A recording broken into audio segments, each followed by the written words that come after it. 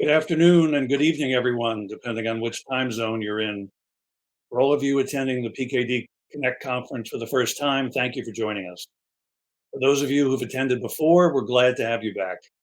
My name is Rob Roth, and I'm the chair of the PKD Foundation's Board of Directors. I'm honored to be a part of PKDCON 2022. This educational conference brings together every part of the PKD community with one goal in mind: education and connection.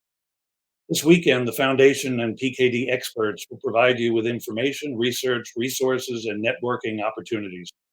I'm sure there's a topic for everyone on this year's agenda. In my former life, I served as the chief financial officer at Home Box Office, better known as HBO, the network behind The Sopranos and many other hit shows. Now that I'm retired from the fictional world of film and television, I've been dedicating some of my time to improving the real world. Like all of you here, I hope to one day see a cure for PKD. And like many of you, I come from a PKD family. My grandmother, mother, brother, and myself have all been affected by this terrible disease. I was fortunate enough to receive a kidney transplant 7 years ago from my longtime college friend of over 40 years. But I know what a challenge this disease can be and how important it is to find the right support and resources to navigate daily life. It's why I dedicate my time to advocating for PKD research and spreading organ donation awareness. Over the course of this weekend, you'll see sessions about the kidney donation process, and I'd encourage anyone who is interested to attend them. In serving on the PKDF Board of Directors, I see firsthand how committed the PKD Foundation is to this community, our community. Advocacy, research, education, support services, they're always thinking about how they can be better stewards to those impacted by PKD. As we host our second free PKD Connect conference, I want to thank everyone who supports the PKD Foundation and makes all this work possible. And a special thank you to our event sponsors, Otska American Pharmaceutical Inc., Palladio Biosciences, Riata Pharmaceuticals, and Talaris Therapeutics. Since announcing PKDCon 2022, we've already raised almost $10,000, and we're incredibly grateful to everyone who's donated so far. As you listen to these sessions, we'll have a donation page linked on the PKDCON platform homepage if you feel inspired to donate. You can also give using the QR code or use the link appearing on the side of your event page or on the foundation slides right now. Your donations will further the foundation's creation of informative education for every member of the PKD community. Speaking of the PKD community, building connections with one another is one of the main reasons we come together for PKDCON. That's why I'm so excited to announce that the 2023 PKDCON next year will be a hybrid conference with an in-person option for those looking for a different conference experience. As an exciting offer for each session evaluation that is completed this year following an educational session, each of you can add your name and email address to the evaluation for an opportunity to win one of 3 free registrations to the in-person portion of PKDCON 2023. Lastly, education is what this conference is all about. To end this first day, I'm thrilled to announce our keynote speaker for tonight, Jeremy Poinsino. Jeremy is a professional inspirational speaker and performance coach who shares his story with audiences around the world. He's been featured frequently on TV, including MTV's True Life and ABC's 2020.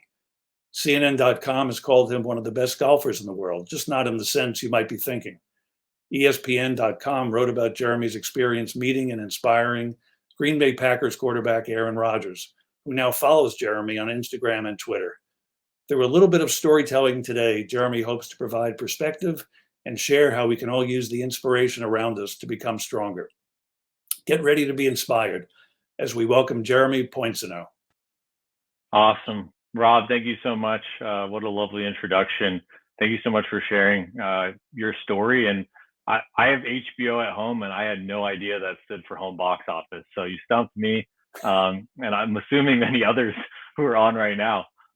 Thank you so much for that introduction. And thank you, PKDCON, for having me.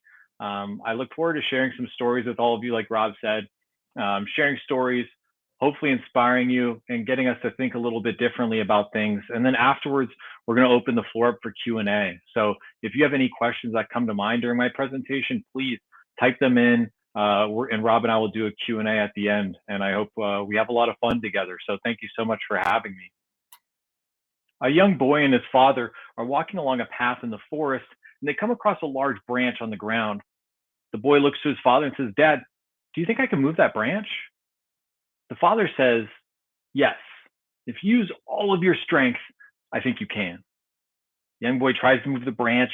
He's unable to do it, looks to his father and says, "Dad, you were wrong. I can't do it." The father says, "Try again. If you use all of your strength, I think you can do it." The young boy tries again as hard as he can to move the branch, is unable to do it, looks to his father disappointed this time and says, "Dad, you were wrong. I can't do it."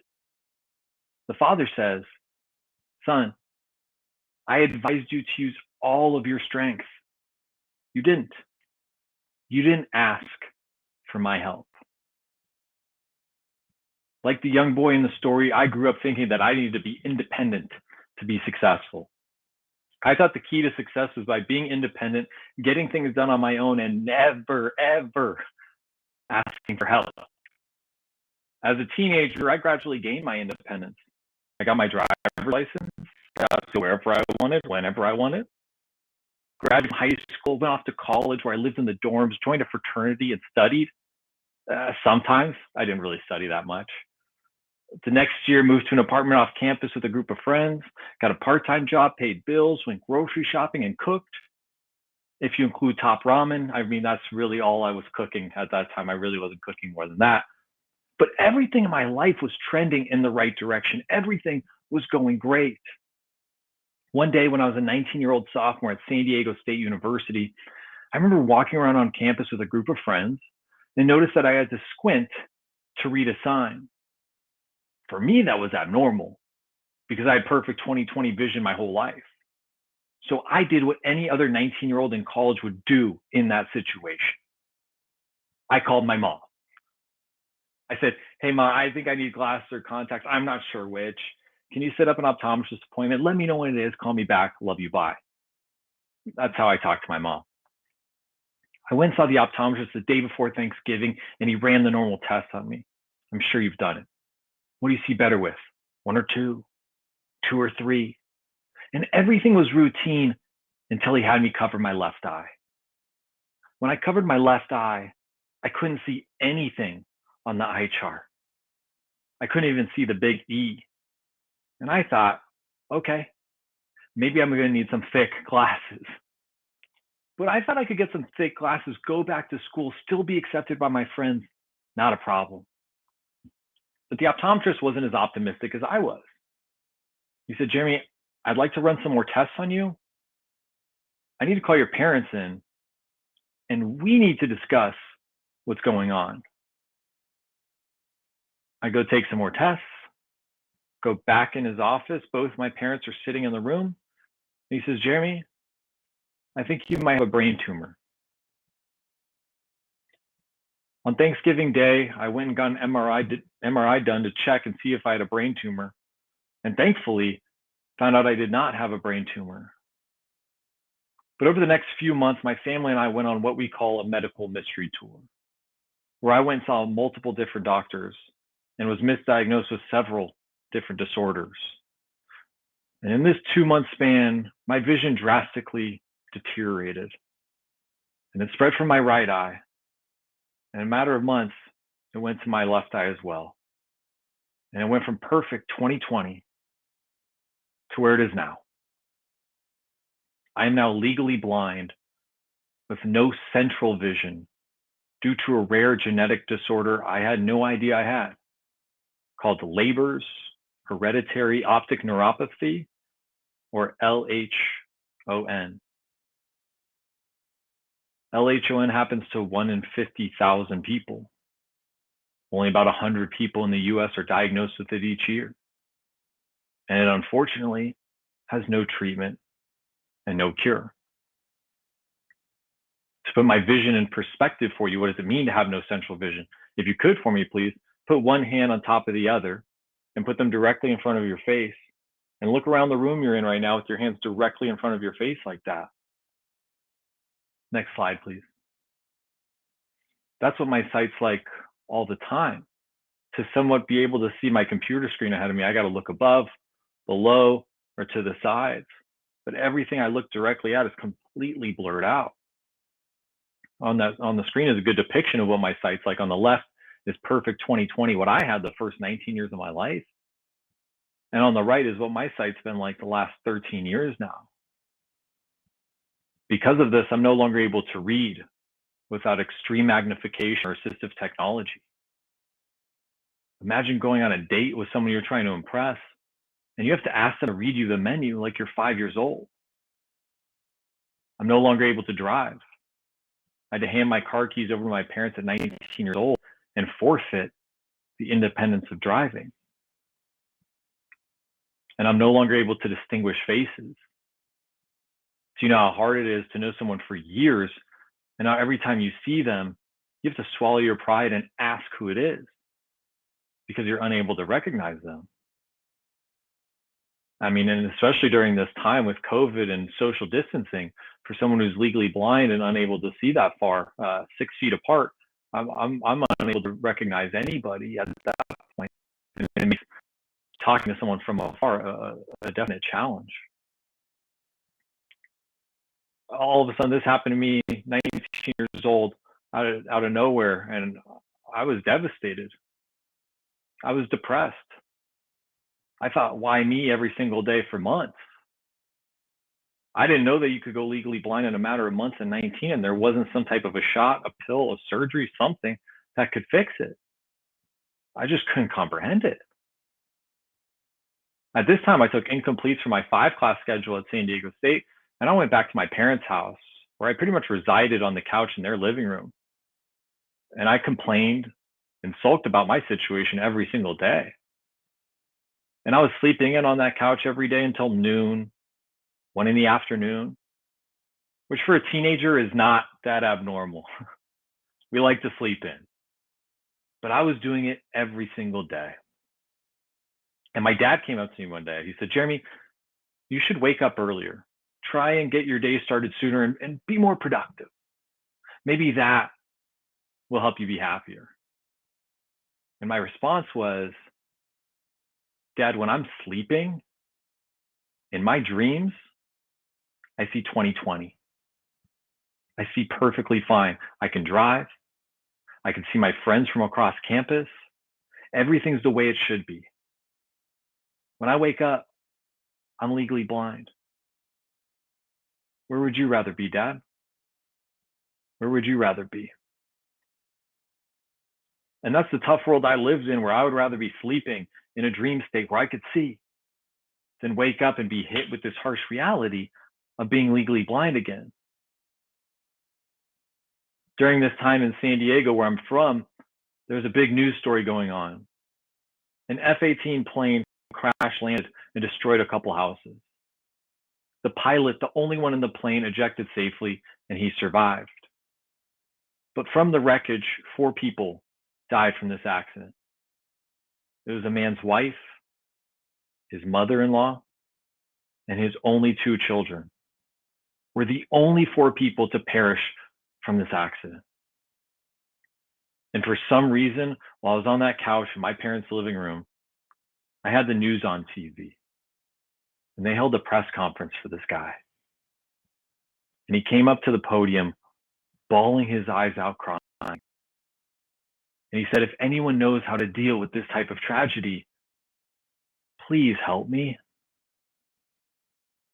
And when I heard him say that, whoa, this is a reality check for me. What this man just went through is unimaginable. He just lost 4 family members. And he's not up there at the podium complaining about his situation. He's asking for help.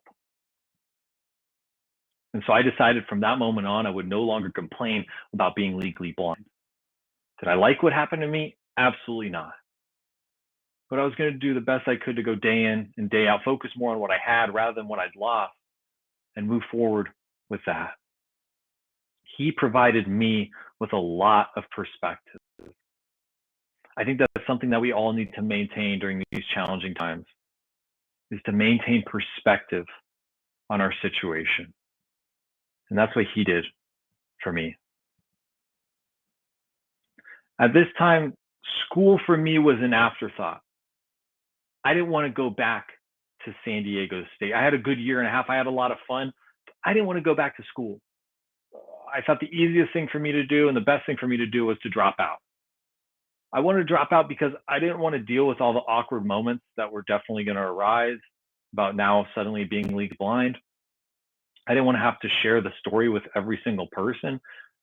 And quite frankly, I didn't want to get vulnerable with people I didn't feel comfortable getting vulnerable with. So the easiest thing for me to do was to drop out. That's what I wanted to do. Next slide, please. But one of my best friends, Josh, he called me. He said, Jeremy, come back to school and take 2 easy classes. And in my 5-class schedule, I'll take those same 2 classes with you. And that's exactly what he did. I came back to school the following semester. I didn't miss a semester. And I took 2 easy classes. I took Intro to Music and Intro to Film. That was my class schedule. Hey, Intro to Film for a blind guy was actually a lot tougher than I thought it was going to be. Josh and I showed up the first day of class. We sat in the front row and I was like, all right, we're going to find a way to get through this. The professor walks in. He says, welcome to Intro to Film. Thank you for signing up for my course. For those of you who want to appreciate the best type of films, you got to understand the best cinema are silent films. Here's an hour and a half of Charlie Chaplin. That was my nightmare. Thankfully, the class was not Intro to Silent Films, and it got a lot better after that. But Josh took those same 2 classes with me in his 5-class schedule. He helped me walk to and from class. He helped me tell the professors that I was legally blind and I needed accommodations. And he helped me study for the exams in the classes, which helped me pass those classes. What Josh did for me was monumental. It was life-changing. I graduated from San Diego State with a degree in business, and I know this would not have been possible had it not been for what Josh did for me. In life, we tend to be so inwardly focused. We think so much about ourselves. What can we do to make our own lives better? But do we take enough time to look around at our friends, our colleagues, the people around us and think, I wonder how he's doing. I wonder what she's going through. Is there anything I can do to help them? Because each and every single one of us has the power to impact someone's life the way Josh impacted mine. Next slide, please. Each one of us has the power to change someone's life. So be a Josh. Be the Josh in someone else's story. I remember one day walking around on campus with Josh that semester and saying to him, Josh, I really appreciate your help, man. It means a lot, but I know I'm a burden.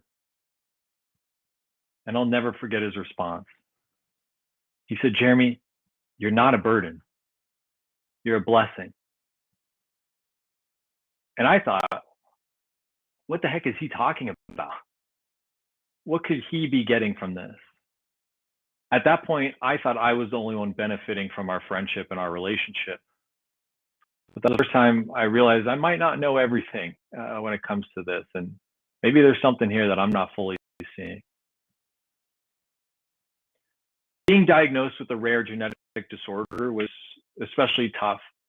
When I first learned that LHON had no treatment and no cure, I thought, I've got no hope, nothing worth living for. I should give up. But the more I started to think about my situation with a positive mindset, I started to think, no treatment, no cure, huh?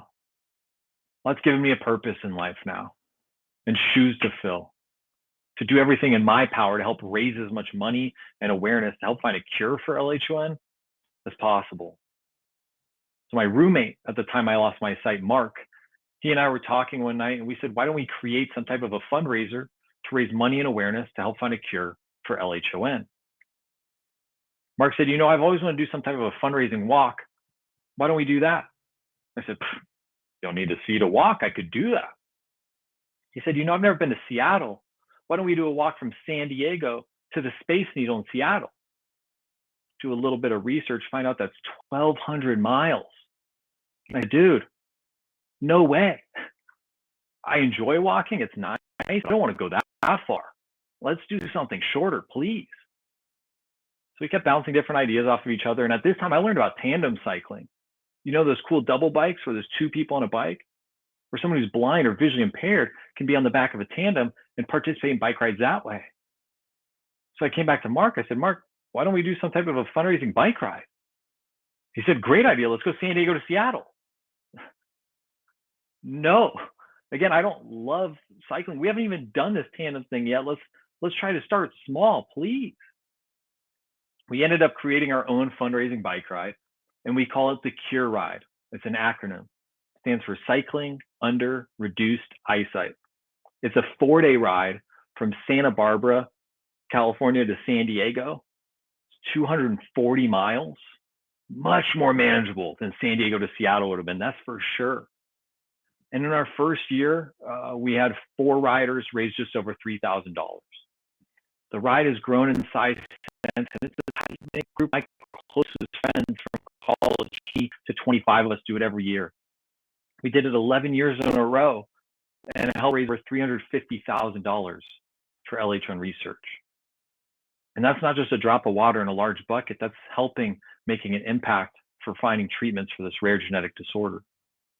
We haven't done it since COVID, but we look forward to doing it again when it's safe and we're comfortable in getting together again. But we did it for 11 years and we found this opportunity to do something. Next slide, please. That's Mark and myself on the tandem cycling down the California coast, having a great time. As you can see, I consider myself extremely lucky because I've talked to a lot of other people out there who've lost their sight due to LH1 like I have. And a lot of them say that their friends abandon them. They become depressed, resort to drinking or doing drugs because of it. I'm lucky because my friends rallied around me and supported me during this tough time, which helped make me a happier person, which in turn I think makes it easier for them to want to be around me. And when I think about the inception of the CURE ride, I realized what Mark did was he created an opportunity for us to do something together about what it is. Remember when my dad told me to wake up earlier, get my day started sooner, be more productive? That was a good idea. It was a good thought. But what Mark did was he created an opportunity for us to do something together. When we first created the idea of the CURE ride and we started talking about the dates and where are we going to go, how are we going to go about fundraising, Mark gave me something to look forward to during a time I had absolutely nothing to look forward to at all. And so I ask you, are you creating enough opportunities for yourself and for others to not only be able to survive, but to thrive, like how Mark did for me? When I first started seeing doctors, they said that I was going to be legally blind the rest of my life. When I started seeing an LH1 specialist, he said, you're going to be legally blind the rest of your life, and you need to avoid drinking alcohol, smoking, or being around smoke of any kind. I told you I was a member of a fraternity, right? It was really hard to learn that from the doctor, but he said that if I were to do those things, it could make this central blur worse forever. And that was tough. That was tough to take, tough to hear, and I had to cope with that. But I thought about it. I said, okay, it is what it is. What can I do? Let's focus on what I can do rather than dwell on what I can't do. And so I thought, you know what? I'm going to be the guy at events, parties, gatherings that people can come to have good conversations. You want to have a heart to heart. You want to chat. I'm your guy. And that's what I did. I had late night conversations with guys, girls, talked about life, school, family, you name it. And I really enjoyed those conversations. And I enjoyed that I wasn't dwelling on what I couldn't do, but focusing on, hey, I can do this. And this is a lot of fun for me. One day my fraternity went up to the Rose Bowl Stadium because San Diego State was taking on UCLA in a football game.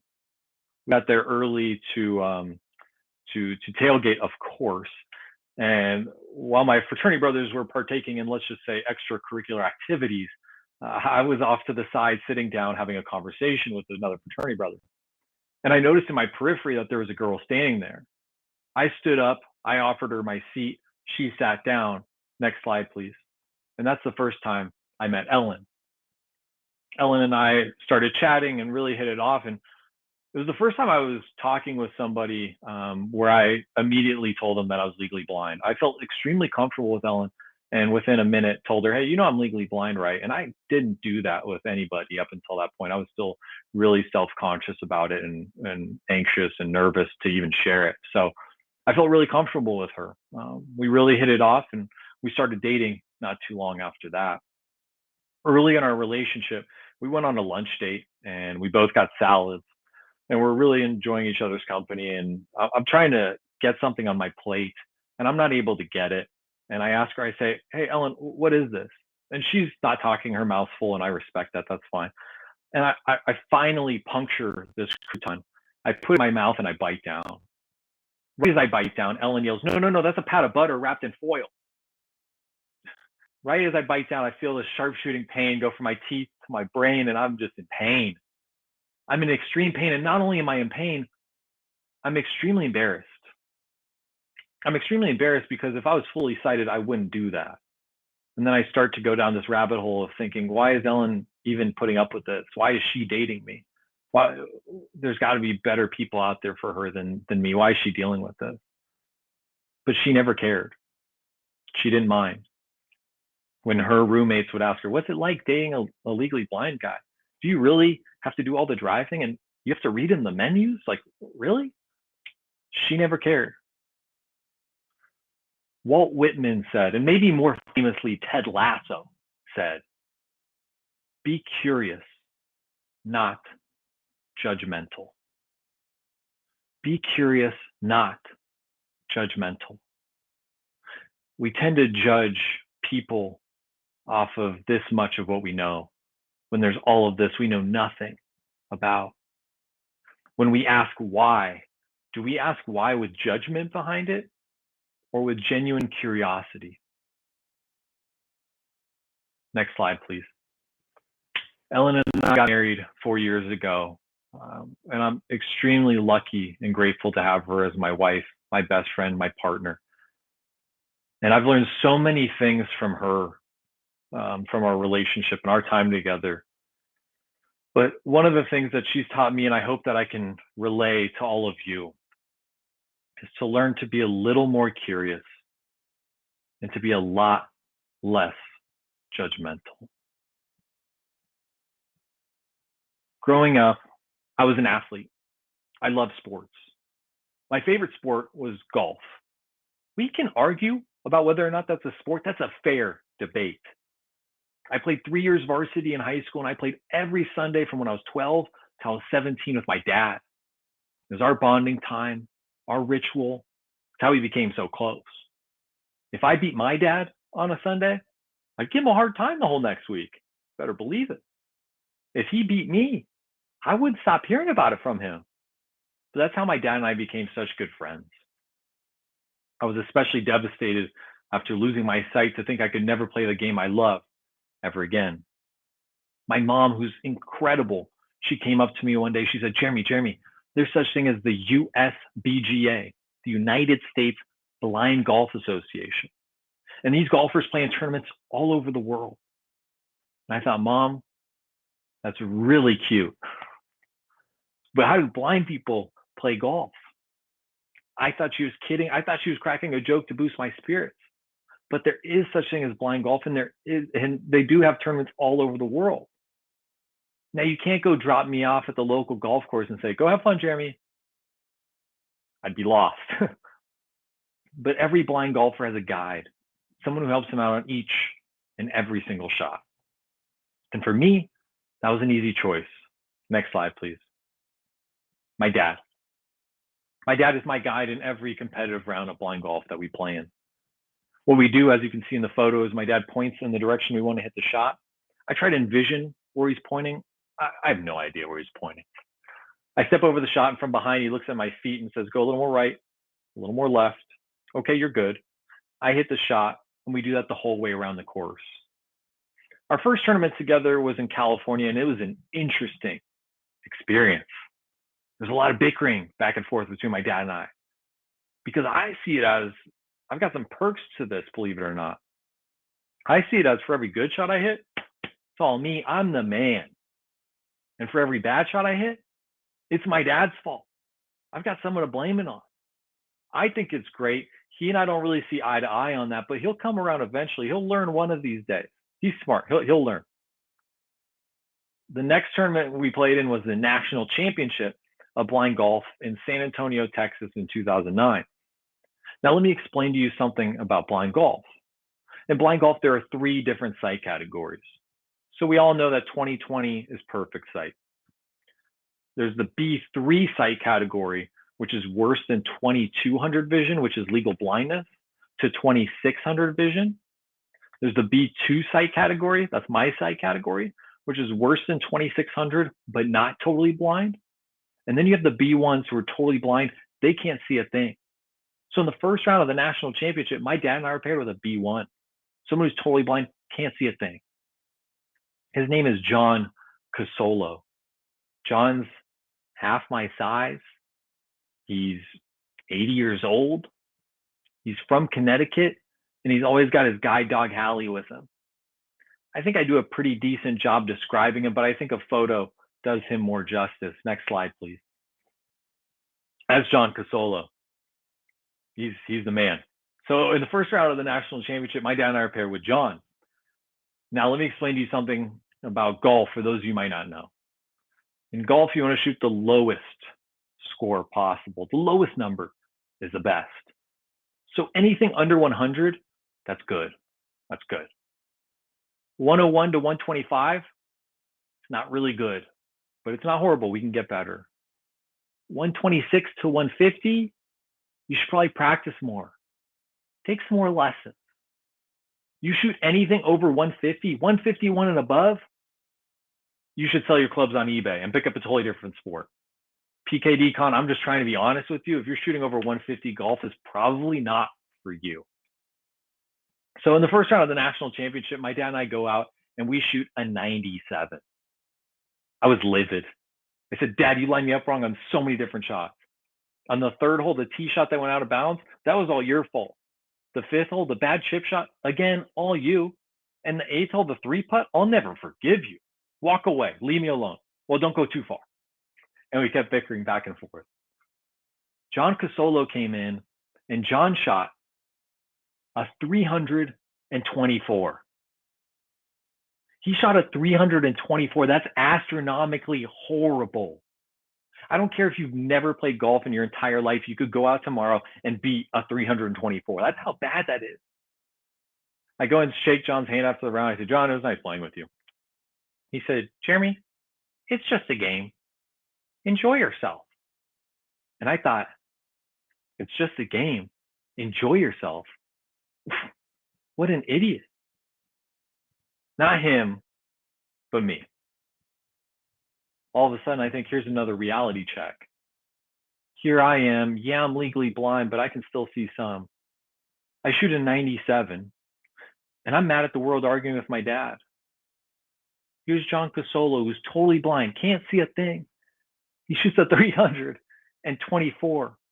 Do you know how long a round of golf that was? That was a long day. And he said he just had the time of his life that day. I learned something from John that day. That not only in golf, but in life, we need to enjoy our experiences more in the present moment. We need to enjoy the people we're surrounded with. I need to enjoy just being out on the golf course with my dad and not get so caught up on what I think we need to shoot for me to then be happy. We need to get rid of these if-then statements we create of, if this happens, then I'll be happy. Once I'm through with this, then everything will be okay. Next slide, please. John taught me to focus on the good rather than dwell on the negative. So often in life, if we were to write a pros and cons list of the things going on, and we wrote 10 pros and 2 cons, we tend to think so much about the cons that it outweighs the 10 good things going on. It's human nature to want to fix things. If something's broken, we want to fix it. If something isn't going right, we want to make it better. That's fine. But we also need to focus on the good more.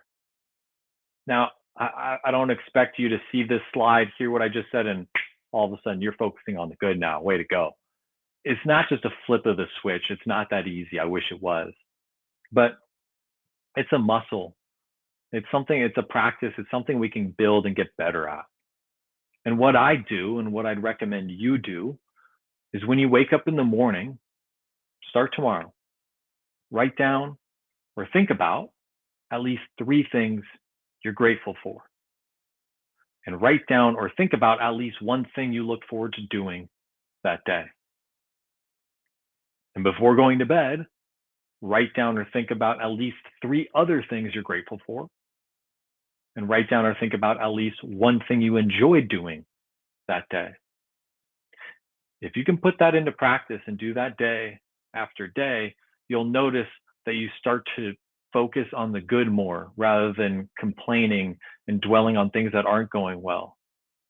I think that's something that we need to work on by ourselves, but hopefully collectively as a whole, we can learn to focus on the good more. Be grateful for what we have rather than dwell on what we don't have. Tony Robbins says, where focus goes, energy flows. So why not focus on the good more? Next slide, please. There's a great story I love. It's the Chinese farmer parable, and it goes like this. The Chinese farmer's one and only horse runs away. The farmer goes into town that night. Townspeople heard about what happened. They say, we heard your horse ran away. That's horrible news. We're so sorry. Next slide, please. And the farmer says, maybe. The next day, his horse comes back with 3 wild horses. Farmer goes into town that night. Townspeople heard about what happened. They say, you have 4 horses now. That's amazing. That's incredible news. We're so happy for you. And the farmer says, maybe. The next day, his son is trying to tame one of the wild horses, gets bucked off and breaks his leg. Farmer goes into town that night. Townspeople heard about what happened, say, we heard about what happened to your son breaking his leg. That's horrible news. We're so sorry. And the farmer says, maybe. The next day, the military comes to draft his son and take him off to the war, but he has a broken leg and can't go. Farmer goes into town that night. Townspeople heard about what happened. They say, your son doesn't have to go to the war. That's incredible news. We're so happy for you. And the farmer says, say it with me, maybe. So often in life, we want to place judgment on things immediately. Something's presented to us and we want to say that that's amazing or that's horrible. But when we do that, when we say that something's amazing right away, we set such a high bar and expectation for it that we have a tough time truly letting it live up to that height. Or if we immediately say that something's horrible, we put a dark cloud over it and have a tough time coming back from it. What I'd like for us to do is to suspend judgment, to say maybe, go through the experience, and then we can always look back on it with hindsight and determine whether it's actually a positive or a negative. There are some things that are negatives, and I'm not saying we sugarcoat those and say maybe. Death of a loved one, death of a family member, that's a negative. There are things that are amazing, and we can say that in the moment right away. Like PKDCON, like this presentation, I'll allow it. You want to say it's amazing right away? Totally fine by me. We don't need to say maybe, okay? We're okay to say amazing. But what I'd like for us to do is to work on suspending judgment. When Ellen and I are in situations and one of us says, oh no, this is interesting, or this won't be great for whatever reason, the other will say, hey, let's Chinese farmer this. And that kind of reminds us to, hey, let's suspend judgment.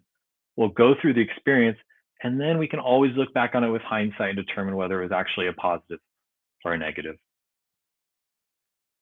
So let's go back to that golf tournament, the national championship.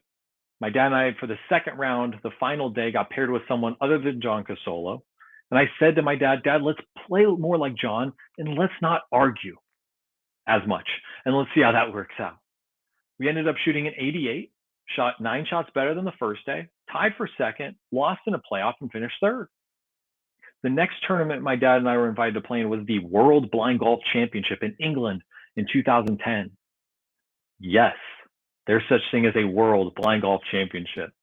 There were 60 competitors from 14 different countries, and my dad and I went out there with one goal, one purpose. We wanted to enjoy our experience as if we were John Casolo. And after the 2-day tournament, we did exactly that. When we made the final putt on the final green, we're walking off the course, and a large British guy who's bigger than me, taller than me, grabs me by the shoulder, spins me around, says, "Jeremy, you tied for the win. You're going to a playoff. That's amazing." And I looked to him, I said, "Maybe." I'm going to show you a video, but I'm going to set the scene first. I'm in this playoff against the guy from England, and we both end up having short chip shots to the hole. What I do for these short chip shots is I'll walk the amount of paces or yards it is from the ball to the hole. I vividly remember walking the 19 paces to the flag. There's an audience behind the green watching to see who would win the world championship. And I thought, how many times in my life am I going to have this experience where I'm in the world championship, in a playoff with an opportunity to win, and there's an audience watching? I got to soak this up. So when I got to the flag, I smile and I wave to the crowd. I go back to my shot, and what my dad and I do for these short chip shots, since I'm unable to see the flag, my dad will stand in between me and the flag on the line we want to chip it on. I line up to his backside. He moves out of the way. I line up to his backside. I tell him he's good. He moves out of the way, and I hit the shot. And this is what happened. You can roll the video.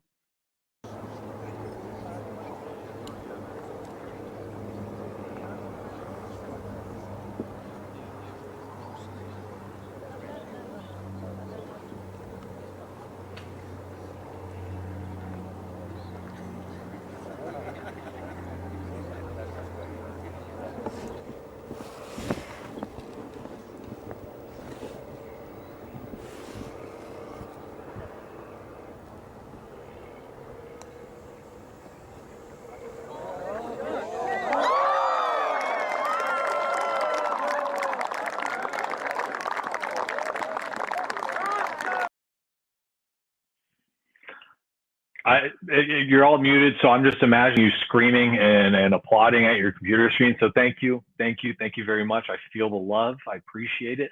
As you could tell from that video, that was all me. My dad had nothing to do with that. I'm totally kidding. It's by far one of the coolest experiences of my entire life. And what's really funny is that video's on YouTube. It says Jeremy Pointsnow wins World Blind Golf Championship. And my dad came up to me one day. He said, "Jeremy, you messed up." I'm like, "What are you talking about, Dad?" He said, "After you chipped it in, you threw your hat up and you caught it. No one's going to believe you're blind." I said, "That's a fair point." So after I watched the video, I said, "Dad, you're totally right. I messed up, but you saved me." He's like, "What are you talking about?" I said, "After I threw my hat up and I caught it, you went in for a high five." Now, if you don't learn anything else from my talk today, I hope you learn that you never go in for a high five with a blind guy without at least giving me a fair warning, say high five bump, something like that. It's by far one of the coolest experiences of my entire life.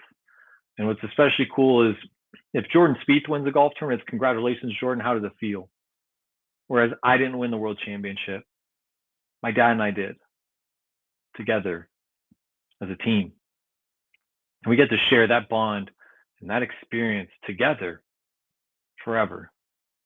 And I noticed in that moment when we were collecting those trophies that my dad was getting just as much, if not more, enjoyment from the experience than I was. It made me think back to my friend Josh. Maybe this is the blessing he was referring to.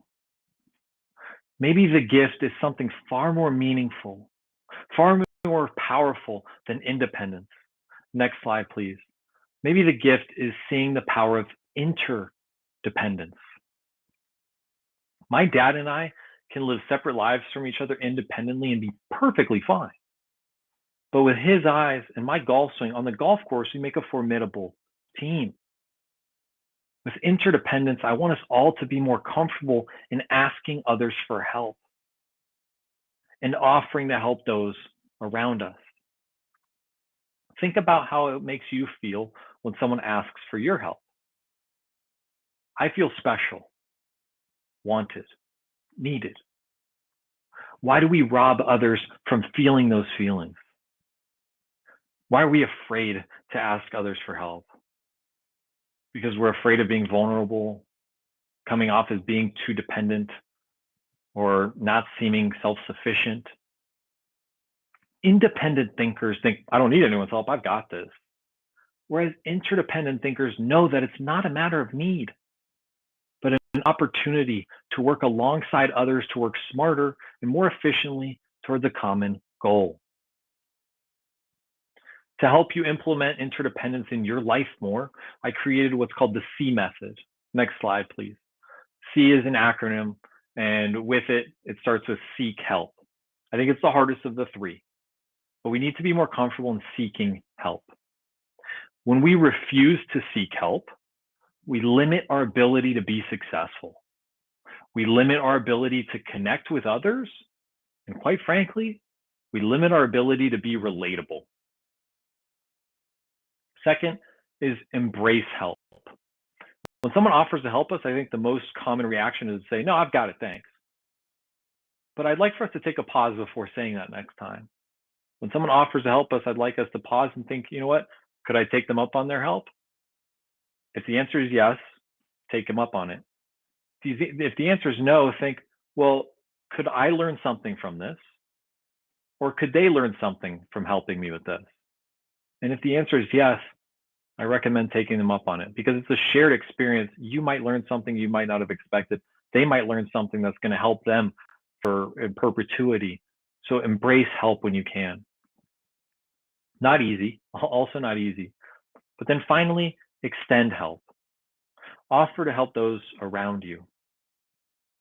I can't thank my dad enough for all that he's done for me on and off the golf course. But that's not why he does it. He doesn't do it for praise or thanks or gratitude. He gets just as much from the experience as I do.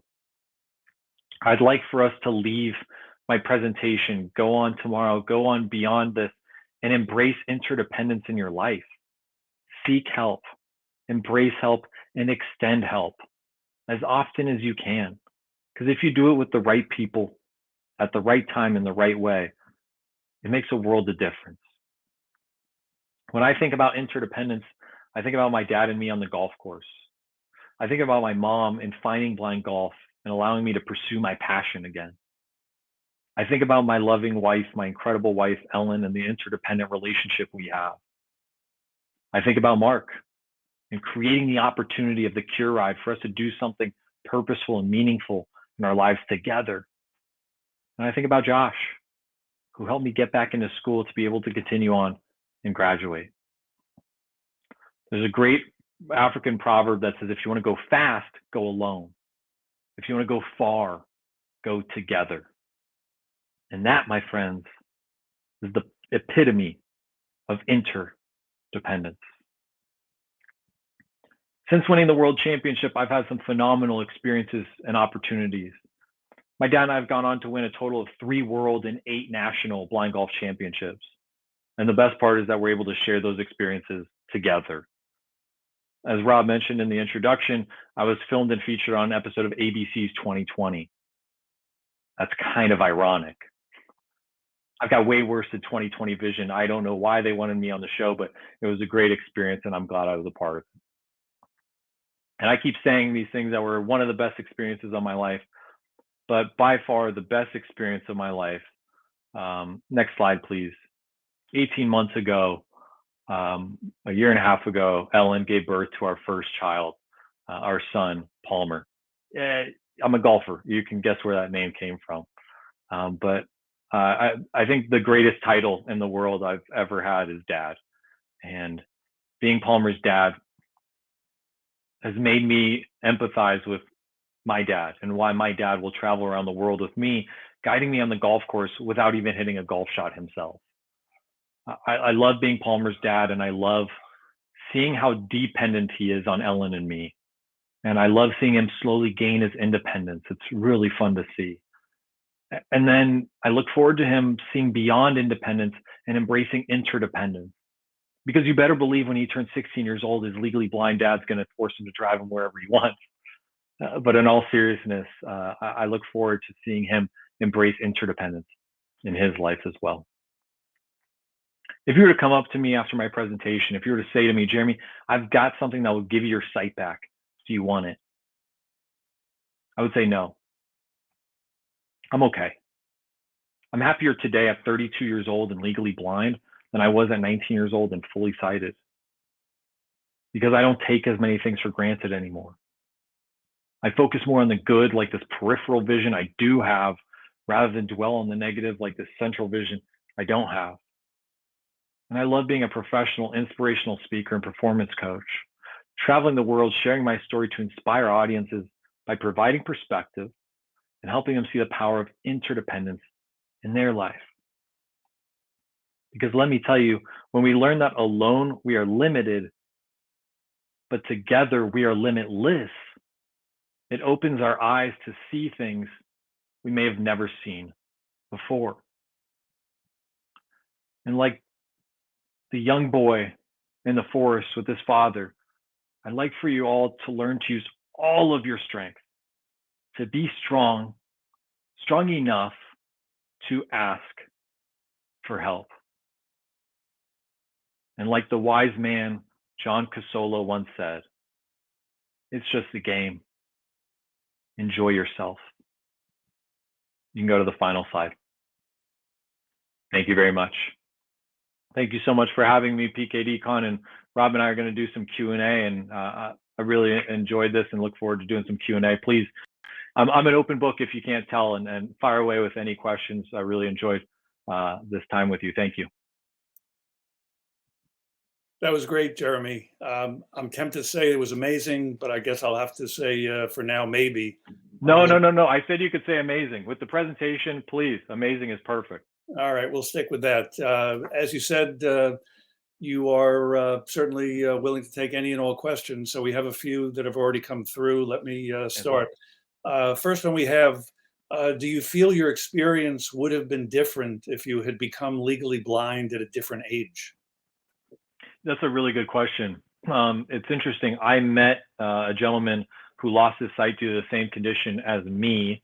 And I met him because he lost his sight at 50. He immediately, like after losing his sight, took his golf clubs and threw them in the trash. A little aggressive, but I get it. And he said that he heard me on a podcast and then took his clubs out of the trash, and he now competes in blind golf tournaments with me. And at one of the tournaments, he said to me, man, I feel so bad for you that you lost your sight at such a young age. He said, I got to live 50 years of my life fully sighted, and then this happened to me. I feel bad for you. And I said to him, I feel bad for you. I was 19. I was in college. I didn't know what I was going to do with my life necessarily. I didn't have a wife, a kid, a mortgage, things of that nature. So I could kind of live in this purgatory of, we'll find it out. So I think the answer is yes.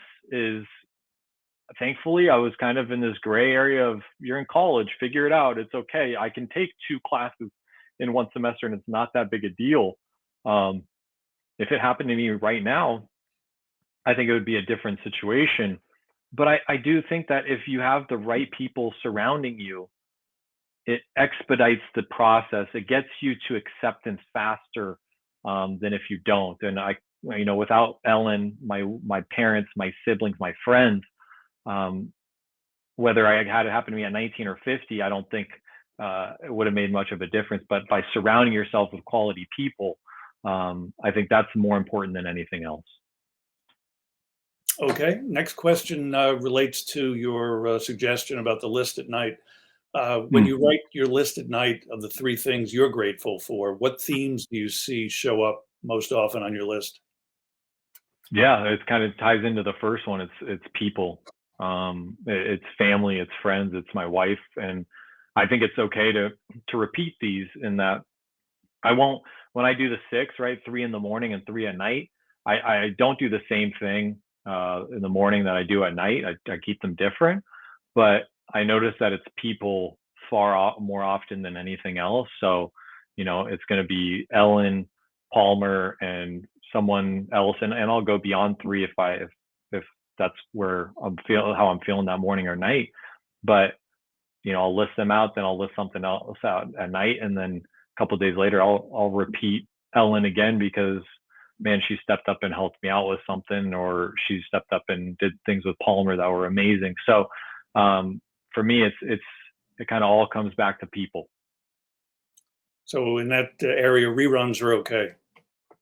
Absolutely. Absolutely. I would try not to do reruns on the same day. But absolutely reruns throughout the week without a doubt. And honestly, I'd rather you do a rerun and do 3 than only write 2. Okay. A couple people have asked questions about whether you have a book or other presentations that they could watch. Oh, that's really nice.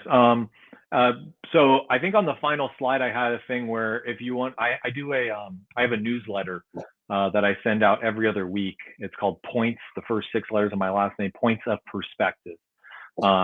If you'd like to sign up for that, what you can do is you can text the word SEE to 55444. Sounds like an infomercial.